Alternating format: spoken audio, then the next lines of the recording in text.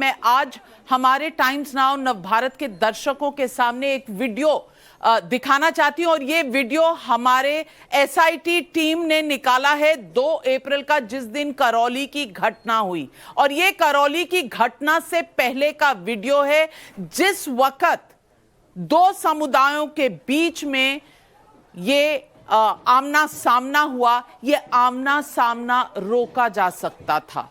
उस वक्त जो हो रहा था ये कैमरे में कैद है।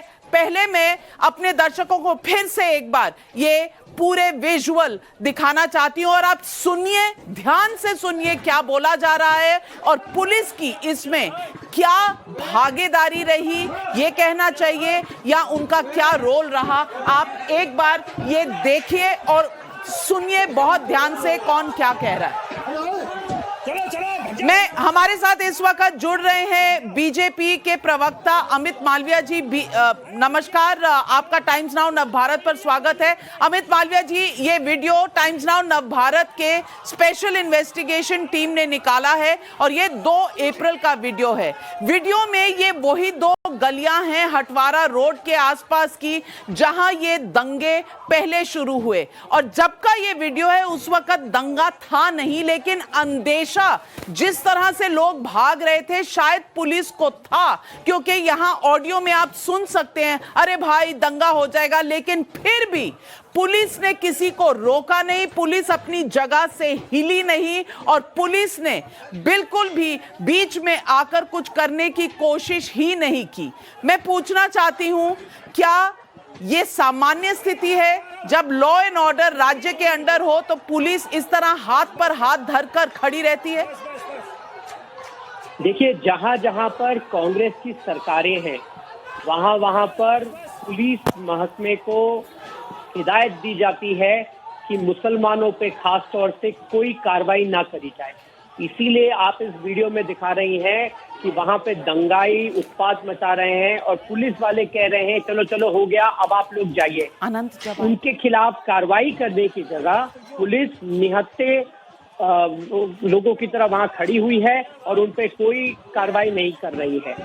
जहां भी ये बात सामने आई है कि मतलूब अहमद नाम का कांग्रेस का काउंसलर जो है वहां से, वो इन दंगों के पीछे थे, उसने ही पथराव करवाया, उसने ही वहां आगजनी और हिंसा करवाई। ऐसा कैसे हो सकता है कि कांग्रेस की सरकार को ना मतलूब अहमद की करतूतों के बारे में जानकारी हो या इस प्रकार के जो दंगे हो उसमें पुलिस के इनएक्शन की भी उनके पास कोई जानकारी ना हो। स्वाभाविक रूप से अशोक गहलोत ने पुलिस महकमे को ये निर्देश दिए हुए हैं कि मुसलमानों के ऊपर चाहे वो कुछ भी करें, दंगा करें, अपराध करें, उन पर कोई कार्रवाई नहीं होनी चाहिए, क्योंकि तुष्टीकरण की राजनीति पर कांग्रेस पार्टी अपनी सरकारें चलाती है और सत्ता में बने रहने का प्रयास करती है।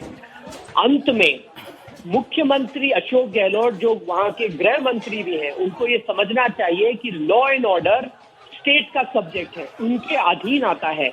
तो ये कहना कि प्रधानमंत्री को इसमें हस्तक्षेप करना चाहिए या गृह मंत्री को करना चाहिए, और यहाँ तक तो उन्होंने आज ये भी कह दिया कि भाजपा के राष्ट्रीय अध्यक्ष की वजह से यहाँ पर दंगे हो रहे हैं। इससे स्पष्ट होता है कि ये चुनावी दौर में पहुंचने से पहले इस प्रकार के दंगे करवाना चाहते हैं। मुसलमानों को ये संकेत दे रहे हैं कि हम आपको खुली छूट देंगे, आप जो भी करना चाहो, आप अगर राजस्थान के सौहार्द को बिगाड़ना चाहो आप करो, लेकिन हमको वोट दो। और आज भी अमित मालवीय जी, मैं सबसे पहला सवाल जो पूछना चाहती हूं वो ये कि अगर आपने ये वीडियो टाइम्स नाउ नवभारत पर देखा है तो इस वीडियो से सीधा जांच पड़ता है कि दंगे शुरू होने से पहले शायद एक अवसर था पुलिस के लिए कि वो रोक सके।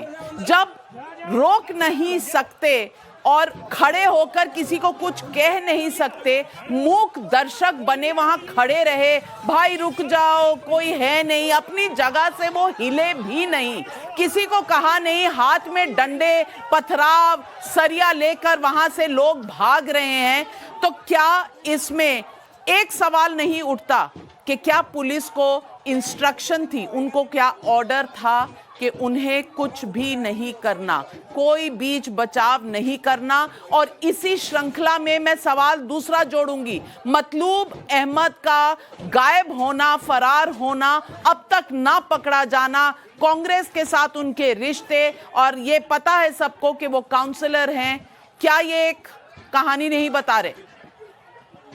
देखिए, स्वाभाविक सी बात है कि वहां पुलिस को निर्देश दिए गए हैं कि दंगाई अगर मुसलमान हो तो उस पर कोई कार्रवाई ना हो।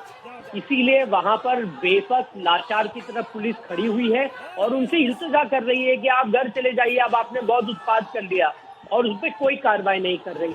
यहाँ तक कि पीएफआई जैसे आतंकी संगठन ने भी उस दिन की घटना से पहले इस बात को स्पष्ट रूप से कह दिया था कि यहाँ पर दंगे होंगे, यहाँ पर जुलूस में पथराव होगा।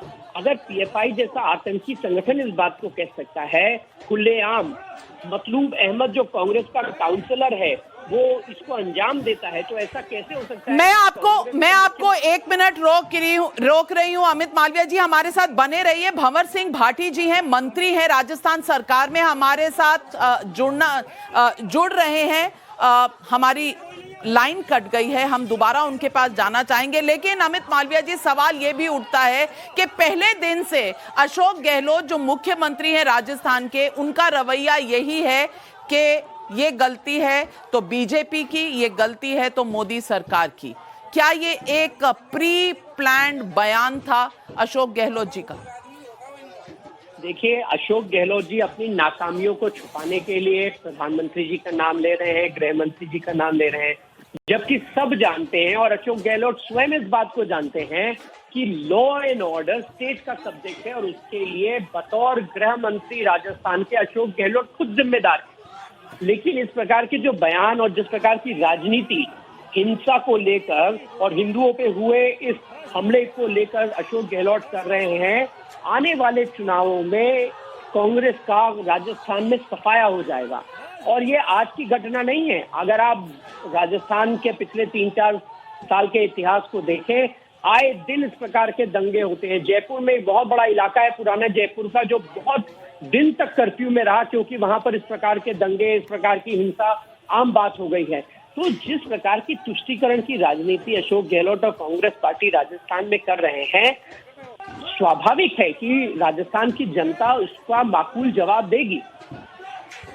अमित मालवीय जी हमारे साथ जुड़ने के लिए आपका बहुत बहुत धन्यवाद। पहले रिएक्शन आ रहे हैं हमारे पास टाइम्स नाउ नव भारत की स्पेशल इन्वेस्टिगेशन टीम की इस रिपोर्ट पर, जिसमें हमने आपको वीडियो दिखाया है किस तरह राजस्थान की पुलिस बिल्कुल मूक दर्शक की तरह खड़ी रही। मेरे संवाददाता और मेरे सहयोगी भंवर हमारे साथ जुड़ रहे हैं, करौली में है इस वक्त, और हमारे साथ रविकांत भी जुड़ रहे हैं, पार्लियामेंट में है इस तरफ। भंवर, मैं आपसे पूछना चाहती हूं, आपने क्या इस वीडियो के मामले में सीनियर पुलिस के अधिकारियों से कोई बात करने की कोशिश की, कोई संपर्क किया?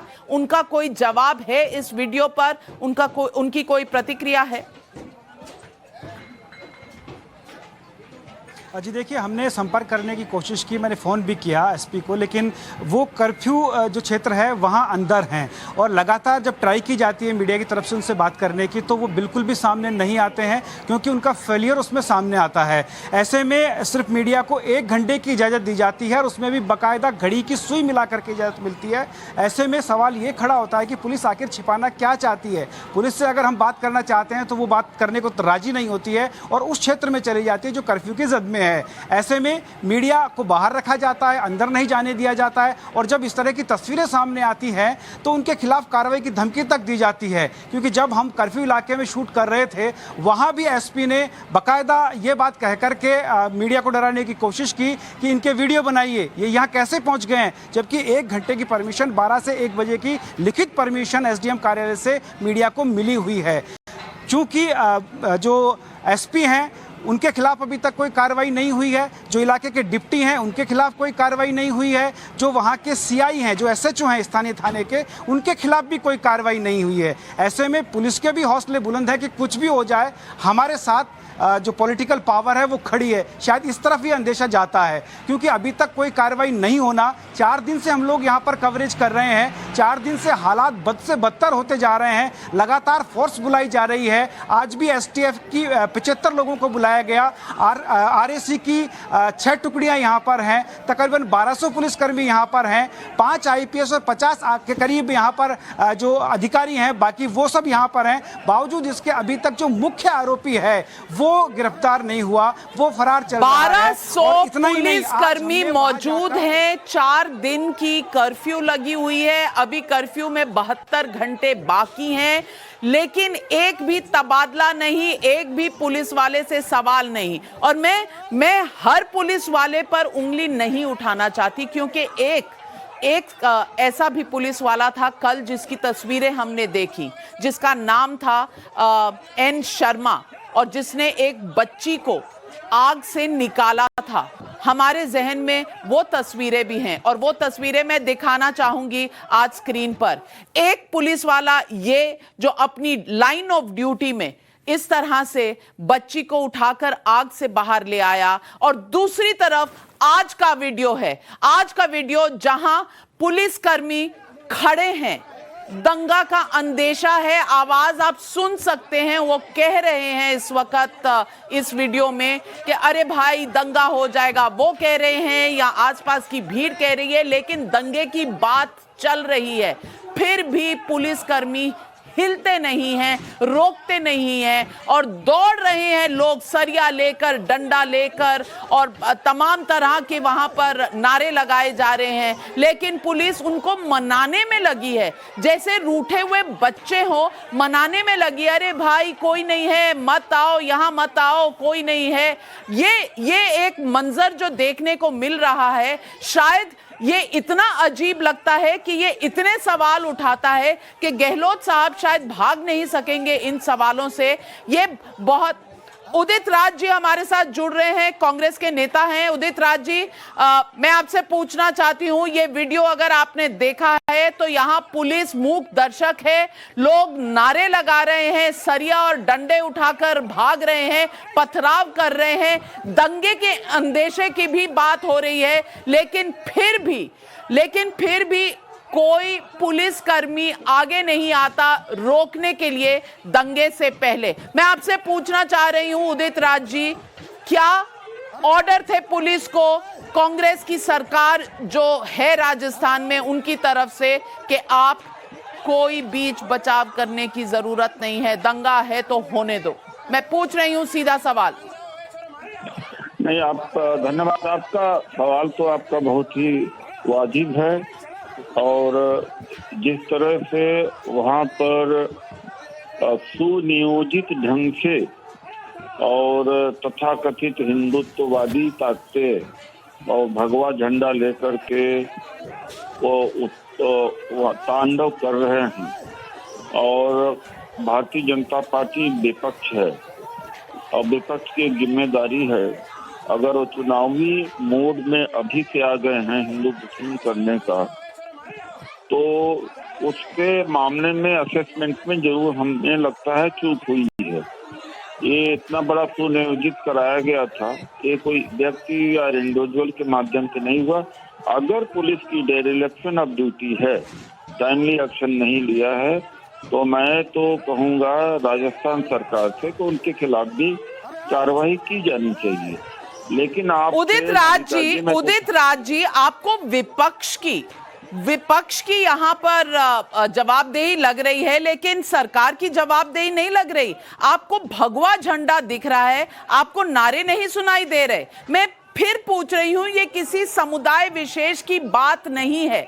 अगर आप ये समुदाय का मामला उठाते हैं तो इसके दोषी आप रहेंगे। लेकिन मैं पूछ रही हूं कि अगर नारेबाजी हो रही थी, दोनों तरफ से हो रही थी, क्योंकि ताली एक हाथ से नहीं बजती, तो आपकी सरकार ने वहां किया क्या? वहां पुलिसकर्मी खड़े क्यों थे? और पीएफआई ने चिट्ठी लिखकर अंदेशा व्यक्त किया था मुख्यमंत्री अशोक गहलोत जी को, उन्होंने उस पर कार्रवाई क्यों नहीं की? आज तक मतलूब अहमद जो वहां का काउंसलर है, जो कांग्रेस के साथ है, आज तक फरार क्यों है? इन सवालों के जवाब देना क्या आप जरूरी नहीं समझते? मैंने इस सवाल का जवाब दे दिया। कहां दिया? कहां दिया? आपने तो कहा विपक्ष की जिम्मेदारी है, आपको सरकार की जिम्मेदारी नहीं नजर आती? यानी जवाब देने वाले को कम समय दे रहे हैं, सवाल ज्यादा बड़ा है और जवाब आप बिल्कुल एक सेंटेंस में सुनना चाहती हैं तो सुन भी तो लीजिए आप। मैंने कहा कि पुलिस के निकम्मापन अगर होता है जांच में तो उनके खिलाफ भी कार्रवाई होगी। दूसरी बात, आपने देखा वो लहराते हुए झंडे हैं जिस तरह से हजारों सैकड़ों की संख्या में हैं, ये हर जगह जैसे पूरे देश को ये नफरत में झोंक दिया है, वहां भी नफरत में झोंक रहे हैं। पीएफआई ने किया था तो पीएफआई ने सही किया है, समय पर किया है, लेकिन कराया किसने? इस कराने वालों के पीछे है कौन? दूसरी बात है, जहाँ कहते एक हाथ से ताली नहीं बजती है, उदाहरण यहाँ पर फिट नहीं होता। उदित राज जी, आपने कहा अगर पुलिस ने कार्रवाई नहीं की तो उन पर एक्शन लिया जाएगा। मैं आपको याद करा दूं आज की तारीख है 5, ये 2 तारीख का पूरा वाकया है। 4 दिन हो गए, एक भी पुलिसकर्मी पर कोई एक्शन नहीं लिया गया है।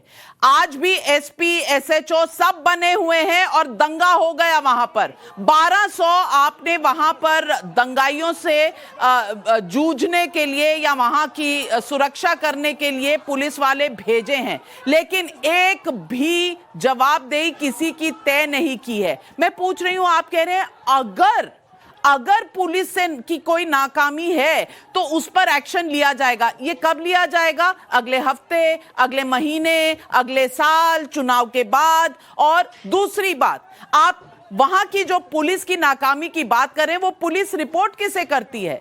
वहां के होम मिनिस्टर हैं अशोक गहलोत जी, जो मुख्यमंत्री भी हैं, उनकी कोई जवाबदेही नहीं बनती। की बात तो आप नहीं कर रहे हो, उसका नाम तो नहीं आप ले रहे हैं। जो दंगे का कराने वाला है, जो जड़ है, जड़ की बात आप नहीं कर रहे हैं, पत्ते की बात कर रहे हैं।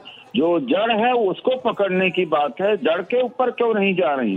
क्योंकि तो जड़ के ऊपर जाना है। बालकनाथ जी हमारे साथ जुड़ रहे हैं, सांसद है बीजेपी के। बालकनाथ जी, उदित राज जी को सिर्फ सवाल हैं बीजेपी से और कहते हैं कि दंगाई सिर्फ भगवा लहराने वाले दंगाई होते हैं। क्या जवाब देंगे आप उदित राज जी को? मैं उदित राज जी से यही पूछना चाहूंगा कि अगर ऐसी बात है तो आज वर्तमान में मैं कहता हूं कि 60% से अधिक राज्यों में भारतीय जनता पार्टी की सरकार है, ठीक है, और वहां पर कहीं भी कोई दंगा इस प्रकार का हुआ है? पिछले 5 सालों में हुआ है कहीं भी? वहां क्यों नहीं होते दंगे?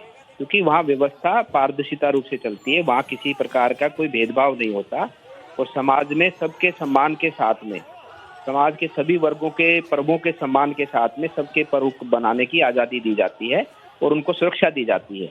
लेकिन यहाँ राजस्थान के अंदर दंगा क्यों भड़का और किस प्रकार की कार्यशैली इस राजस्थान सरकार, कांग्रेस सरकार की रही है? अब मैं थोड़ा सा समय लेना चाहूंगा। जिस प्रकार बाबा बालकनाथ, 1 मिनट के लिए आप जुड़े रहिए। हमारे साथ भजन लाल जी, मंत्री हैं राजस्थान सरकार के, हमारे साथ जुड़ रहे हैं। भजन लाल जाटव जी नमस्कार। और ये वीडियो चलाया है हमने टाइम्स नाउ नवभारत पर और मैं सवाल सीधा पूछ रही हूं आपसे। 2 अप्रैल का ये वीडियो है, दंगे से पहले का वीडियो है और पुलिस बिल्कुल मूक दर्शक की तरह खड़ी हुई है, दंगे रोकने की कोशिश नहीं करती। क्या ये जवाबदेही और ये जिम्मेदारी कांग्रेस सरकार की नहीं बनती, इस तरह का जिस तरह का हैंडलिंग हुआ है वहां करौली में? जी, ऐसा है, ये जो दंगा हुआ है ये हमारे राजस्थान का और ये पूर्वी राजस्थान का ऐसा कभी कोई कल्चर नहीं रहा। हम सब मिलकर रहते हैं, प्यार प्रेम से रहते हैं, परंतु कुछ असामाजिक तत्वों ने अचानक आई और घटना घट गई। परंतु मैं इतना विश्वास दिलाता हूँ राजस्थान की सरकार और राजस्थान के हमारे लोकप्रिय मुख्यमंत्री बिल्कुल चुस्त दुरुस्त प्रशासन है और पूरी स्थिति कंट्रोल में है। सारे कंट्रोल से बाहर गई क्यों सर? कंट्रोल से बाहर गई क्यों? क्योंकि पीएफआई ने 2 दिन पहले आपको बता दिया था, मुख्यमंत्री को चिट्ठी लिखी थी कि कोई अंदेशा है। इस वीडियो में पुलिस खड़ी हुई है और वहां बात हो रही है कि अरे भाई रोको, दंगे हो जाएंगे, लेकिन पुलिस हिलती नहीं है। मैं पूछना चाहती हूं, आज तक पुलिस के महकमे में किसी पर कोई कार्रवाई नहीं हुई, किसी की जवाबदेही, किसी की जिम्मेदारी नहीं हुई करौली में। सीधा सवाल है, क्या कांग्रेस की सरकार ने ऑर्डर दिए थे कि पुलिस को कोई कार्रवाई नहीं करनी है? इस तरह और नहीं कुछ शासन है। मैंने कहा अचानक घटना घटी, उसके बाद जिस तरीके अचानक कैसे हो सकती है जब पीएफआई ने पहले चिट्ठी लिखी थी? अचानक कैसे हो गई? ये सारी व्यवस्था है वहाँ पर, डीआईजी लेवल के 3-4 अधिकारी पहुंच के वहाँ पर, तमाम जो अस्पताल एक इलेक्ट्रिशियन वो पहुंच के वहाँ पर, तो स्थिति बिल्कुल कंट्रोल में। मैंने कहा ना, कुछ असामाजिक तत्व हो सकते हैं, तो पुलिस असामाजिक तत्वों को पकड़ने की कोशिश भी नहीं करती। ऐसा होता है क्या राजस्थान में? समझा दीजिए, देश के लोग समझना चाहते हैं कि असामाजिक तत्वों को पकड़ना क्या पुलिस का काम नहीं है? राजस्थान का मैडम हमेशा कल्चर रहा है। मैंने कहा ना, प्यार सौहार्दपूर्ण, हम सब लोग सभी जाति धर्म के लोग मिलकर रहते हैं, परंतु भारतीय जनता पार्टी का जो उद्देश्य है, जिस तरीका से पूरे भारत के अंदर जिस तरीके की राजनीति हो रही है, जिस तरह की परंपराएं चल गई हैं, अगर भारतीय जनता पार्टी के लोग हैं जो ये कर रहे थे, तो नाम क्यों नहीं लाते? क्यों नहीं सामने उजागर करते? क्यों प्रेजेंट नहीं करते लोगों के सामने कि सच्चाई क्या है? और ये जरूर जवाब दे दीजिएगा कि ये मतलूब अहमद जो पिछले 72 घंटों से फरार है, ये क्यों नहीं पकड़ा जा रहा? इसके तो कांग्रेस से नाते हैं, रिश्ते हैं और एफआईआर में नाम है। दूसरी चीज, आप मेरी बात तो सुन लीजिए, मैं आपसे दूसरी चीज कह रहा हूँ कि वहाँ की जनता कभी आपस में किसी तरह का लड़ाई झगड़े कभी नहीं हुए आज तक, परंतु भारतीय जनता पार्टी चाहती है। भारतीय जनता पार्टी किस तरह से दंगा भड़के, राजस्थान में जिस तरह की पॉलिटिक्स कभी रही नहीं, उस पॉलिटिक्स को यहाँ करने काम करें। मतलूब अहमद क्या भारतीय जनता पार्टी का है? इनको किसी तरह का यहाँ का मतलूब अहमद क्या भारतीय जनता पार्टी का है या नहीं? उसका नाम एफआईआर में है और वो फरार है। मेरे को आपने नाम बताया, मैं आपसे फोन पे बात कर रहा हूँ, मैं अभी आपने कहा 1 मिनट बात करनी है, तो सारे तथ्य होंगे वो आपके सामने आ जाएंगे। जांच हो रही है, 4 दिनों से तथ्य सामने आए नहीं, कार्रवाई कोई हुई नहीं, सिर्फ नरेंद्र मोदी और बीजेपी सरकार को आपने उंगली उठाई है। मैं सिर्फ आपसे करौली की घटना के बारे में पूछ रही हूं, क्योंकि वीडियो और ये जो सच है ये झुटलाना मुश्किल है, जहां पुलिस मूक दर्शक की तरह खड़ी है। इस पर कोई जवाब दे देते तो शायद दर्शक आपकी बात मानने को तैयार हो जाते। पुलिस ने हमेशा अच्छा काम किया है, राजस्थान की पुलिस हमेशा अच्छा काम करती है और आगे भी अच्छा काम करेगी। ये जो खड़े हुए थे, किसी को रोक नहीं रहे थे, जो आप कह रहे हैं असामाजिक तत्व हैं, ये भी एक अच्छा काम है? आप इसकी गिनती भी अच्छे काम में करेंगे? नहीं, शुरुआत कहाँ से हुई है? आपने देखी नहीं पूरी वीडियो, वो भी कहाँ से है? जिस व्यक्ति ने, जिस लोग हैं जिन्होंने ये काम कराया है, जैसे जैसे काम हुआ है, ये उपद्रव कराया, उनके इतिहास आप लोग उनसे पूछिए कि उनका इतिहास क्या रहा है। हमेशा चर्चाओं से संबंधित रहा है वहाँ का इतिहास, जिस व्यक्ति के नेतृत्व में। आप अगर 1 मिनट के लिए रुके, बाबा बालकनाथ जी सांसद हैं बीजेपी के, हमारे साथ हैं, आइए उनसे सवाल पूछते। बाबा बालकनाथ जी, बीजेपी की गलती है क्योंकि आपकी राजनीति सांप्रदायिक राजनीति है, ये जाटव साहब का कहना है, जवाब दीजिए। हमारी राजनीति सांप्रदायिक नहीं है, हमारी राजनीति भारतवर्ष की राजनीति है, भारत की मान सम्मान को बढ़ाने की राजनीति है, और हम भारत के लिए राजनीति करते हैं, ना कि किसी धर्म के लिए राजनीति करते हैं। ठीक है ना। हम सिर्फ भारत के मान सम्मान को बढ़ाने की राजनीति करते हैं। दूसरी बात, जिस प्रकार से आप इनसे सवाल पूछ रहे थे, मैं सुन रहा था, अभी तक आरोपी फरार हैं।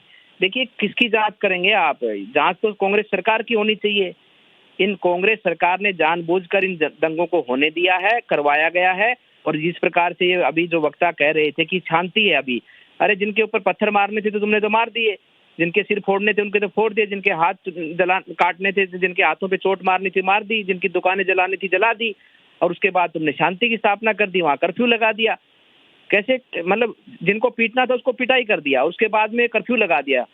ये क्या मतलब हुआ कि आपने किसी को, किसी समाज के वर्ग को, किसी धार्मिक यात्रा को प्रभावित करना था, वो तो आपका उद्देश्य सिद्ध हो गया। उस उद्देश्य को पूर्ति करने के बाद आपने वहां पर कर्फ्यू लगा दिया। किसी की अभी तक गिरफ्तारी नहीं हुई है। कुछ एक लोगों को गिरफ्तार करके आपने दिखा दिया कि हमने 15-20 पकड़ दिए। जो मुख्य आरोपी है, मुख्य अभियुक्त है, वो अभी तक फरार है। और मैं आपको कह देता हूँ, वो पकड़े भी नहीं जाएंगे। ये कांग्रेस के लोग हैं, बिल्कुल बेशरम है, इनको कोई शर्म नहीं है, कोई इनको देश को जवाब देने की जवाबदेही नहीं है इनके ऊपर। ये केवल अपने सत्ता के भोगी हैं। और ये लोग सिर्फ 5-6 दिन सोच रहे हैं कि इनको पता है कि 5-6 दिन ट्रायल चलेगा, मीडिया को बोल देंगे। मीडिया तो जो है कि केंद्र सरकार के अधीन है, केंद्र सरकार जो कि जैसा चाहती है वैसा मीडिया दिखाती है। ये ऐसे टोंट मार मार के, ऐसी बातें बोल बोल के ये समय व्यतीत कर रहे हैं, कुछ नहीं करेंगे। 5-6 लोग टोपी वाले वहां पहुंच जाएंगे। पहुंचने के बाद में ये जितने लोग अरेस्ट हुए हैं ये भी बरी हो जाएंगे, ये भी जांच में साक्ष्यों के अभाव में ये भी बरी हो जाएंगे। कुछ नहीं होना जाना इस कांग्रेस के शासन में। इन्होंने जानबूझकर दंगा भड़काया है, जानबूझकर ये कार्य किया एक वर्ग को खुश करने के लिए। मैं आपको एक व्हाट्सएप भेज, जाटव साहब, आप पर इल्जाम है तुष्टीकरण का, और तुष्टीकरण की वजह से आपने दंगे होने दिए करौली में, ये आप पर इल्जाम है। जवाब दीजिए। मैं आपको या तो मालूम नहीं है, दिल्ली में बैठे होंगे, मुझे मालूम नहीं कहाँ बैठे हैं। और मैं इतना कहता हूँ, मैं भी कल वहाँ से, मेरा बगल में मेरा भरतपुर से मैं बिलोंग करता हूँ, विधायक हूँ वहाँ से मैं। मुझे पता है वहाँ पर कम से कम 25 से 30 लोगों को अरेस्ट किया गया है, और उसमें दोनों पक्षों के लोग हैं। शुरुआत कैसे हुई, क्या हुई, तब तक वहाँ की वीडियो का जांच नहीं किया जाएगा, किसी चीज की जांच ही नहीं हो पाएगी, तो वहां तक पहुंचना असंभव है। और ऐसा नहीं है, उसमें शुरुआत कैसे हुई वो भी देखना पड़ेगा। पुलिस तथ्यों पर जांच करेगी, क्योंकि ये जो आयोजन हुआ है ये कोरोना के बाद ये पहला आयोजन है। इस तरह के पहले भी आयोजन हुए, कभी धार्मिक भावनाएं भड़की नहीं। परंतु भारतीय जनता पार्टी के, अब मैं फोन पे आपसे क्या बातें करूं, जिस तरह का रवैया है, जिस तरह का, पहले भी तो आयोजन हुए, पहले आयोजन कभी हुए नहीं। तो फिर जाटव जी, अब तक कार्रवाई हुई क्या है? उस एरिया में किसी पुलिसकर्मी का, किसी एसपी का, किसी एसएचओ का तबादला तक नहीं हुआ है, सस्पेंशन तो दूर की बात। क्या इस तरह कार्रवाई होती है? और मतलूब अहमद जो वहां के एफआईआर में दर्ज है, जिनका नाम, जो काउंसलर हैं, जिनके कांग्रेस के साथ रिश्ते हैं, वो फरार हैं 4 दिन से, कोई जवाबदेही नहीं। उल्टा मुख्यमंत्री आकर कहते हैं मोदी की गलती है। हर चीज मोदी की गलती है, तो राज्य कांग्रेस के पास क्यों है? मैं आपसे कह रहा हूं, आप ट्राई करिए, वहां पर कम से कम 25 से 30 लोगों को गिरफ्तार किया गया है। 25 से 30 लोग आज की डेट में गिरफ्तार है वहां पर। तो राजस्थान में वीआईपी गिरफ्तार नहीं होते? मतलूब अहमद वीआईपी हैं? अब इतना मुझे मालूम नहीं है, मैं तो क्या अपने काम पता कर ले, क्योंकि हम पूछा है, आपने मेरे से फोन पर पूछ लिया, मैंने आपको जवाब दिया। अगर एक पार्षद का ये हाल है कि पार्षद जिसका नाम एफआईआर में है उसके ऊपर पुलिस हाथ नहीं डाल पा रही, तो कहां से न्याय होने वाला है इस पूरे मामले में? से कह रहा हूं, मैं आपसे सवाल कर रहा हूं, आपने वीडियो देखी है? बिल्कुल। शुरुआत हुई, कैसे हुई, क्यों हुई? ये सामने है वीडियो। सिर्फ मैं आप रुक जाइए, मैं फिर से दिखाती हूं, आप भी देख लीजिए, और पूरा भारत देख रहा है ये वीडियो। आइए ये वीडियो फिर से देखते हैं।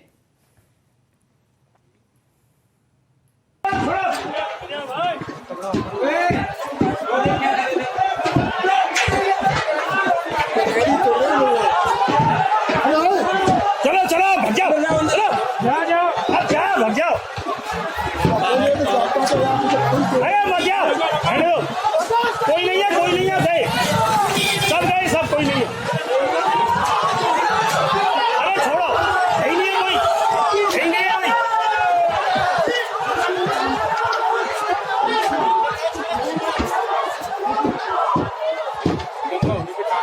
क्या यार, ये दंगा होएगा? देखो,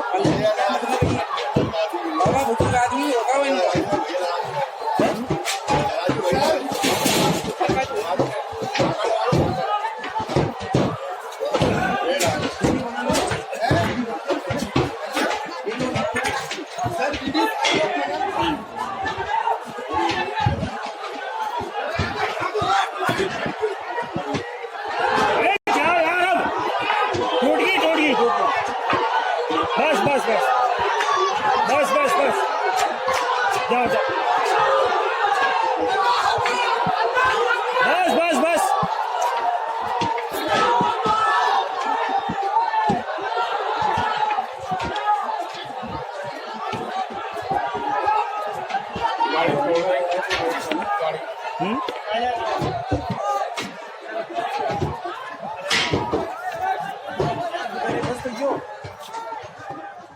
भजनलाल जाटव जी, अगर आपने ये वीडियो देखा तो अच्छा, और नहीं देखा तो मैं आपको बता देती हूँ।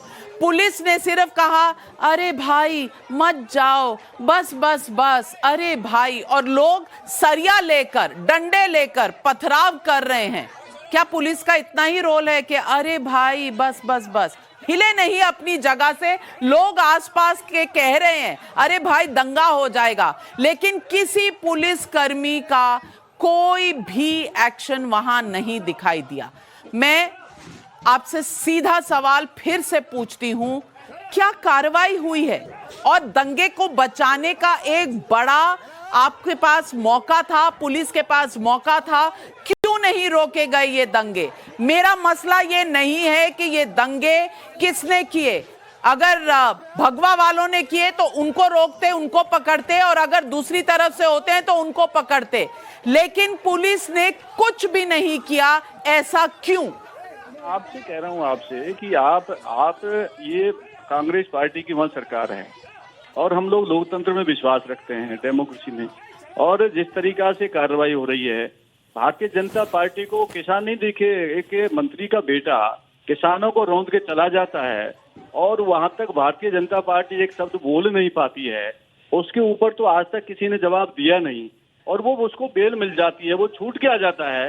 अपराधियों के वहाँ हौसले बुलंद थे, और जिस तरह किसानों को मारा गया, कुचला गया, उस पर शायद किसी भी भारतीय जनता पार्टी के व्यक्ति ने व्यक्तित्व आज तक दिया। चलिए, इस बात पर बहुत सवाल उठे, मामला कोर्ट में है, कोर्ट ने भी फटकार लगाई है और ये सारे सवाल पूछे जा चुके हैं। लेकिन जाटव साहब, आपने अपने राज्य के सवालों को कोई भी जवाब नहीं दिया। और शहजाद पूनावाला, बीजेपी के प्रवक्ता, मेरे साथ जुड़ रहे हैं। शहजाद पूनावाला, जाटव साहब का एक ही जवाब है और वो बार बार यही कह रहे हैं कि आप लखीमपुर की बात करिए, आप करौली की बात ना करिए। शहजाद पूनावाला, क्या ये आप मान सकते हैं कि बस यही एक्सप्लेनेशन है? नाविका जी, सबसे पहले तो मैं आपके चैनल को धन्यवाद करना चाहता हूं, क्योंकि करौली फाइल्स का सबसे बड़ा प्रमाण आज आपने सामने रख दिया है कि किस प्रकार से पुलिस न केवल मूक दर्शक बनी रही, बल्कि उनकी सहभागिता, उनकी मिली भगत थी इस पूरे दंगों को करवाने में। और आज सवाल ये पैदा होता है कि पुलिस को किसने कहा कि इस प्रकार का रवैया अपनाए। ये कांग्रेस पार्टी की औरंगजेबी हिंदू विरोधी मानसिकता का सबसे बड़ा प्रमाण है कि वहां पर पुलिस ये कहती है, ये नहीं कि और फोर्स बुलाओ, चलो चलो हो गया, भाग जाओ, ये पुलिस का रवैया है। एक तो कांग्रेस के अपराधी जो मतलूब अहमद है, वो खुद लापता है, उसको पुलिस पकड़ नहीं पाई, जो मुख्य अपराधी है इस विषय में। तीसरा, पीएफआई का पत्र भी जारी होता है। पीएफआई को कैसे जानकारी थी कि यहां पर सांप्रदायिक मामला बिगड़ने वाला है? इसका मतलब ये पूरी की पूरी नेक्सस थी, ये सहयोग नहीं प्रयोग था, स्पॉन्टेनियस नहीं स्पॉन्सर्ड था, ऑर्गेनिक नहीं ऑर्गेनाइज्ड और आयोजित दंगा था। इसमें गृह मंत्री अशोक गहलोत की जवाबदेही तय होती है, बनती है, इसीलिए वो ठीकरा केंद्र पर फोड़ रहे थे। परंतु बार बार हिंदू विरोधी मानसिकता का परिचय आज सबसे बड़ा प्रमाण कांग्रेस पार्टी की तरफ से आज सामने निकल कर आया। शहजाद पूनावाला, सवाल यह भी है कि भगवा की बात होती है, भगवा झंडे भी दिखाए जाते हैं और सारा जो दारो मदार है भगवा पर डाल दिया जाता है। मैं जवाब मांगूंगी आज कि ये भगवा का क्या रोल था और अब तक इस पर कोई जवाबदेही किसी की क्यों नहीं हो रही? देखिए, दुख की बात है कि जिस प्रकार का हिंदू विरोधी एक माहौल राजस्थान में बनाया गया है, बार बार आपको याद होगा यहीं पर राहुल गांधी ने हिंदुत्व की तुलना आईएसआईएस और बोको हराम से की थी।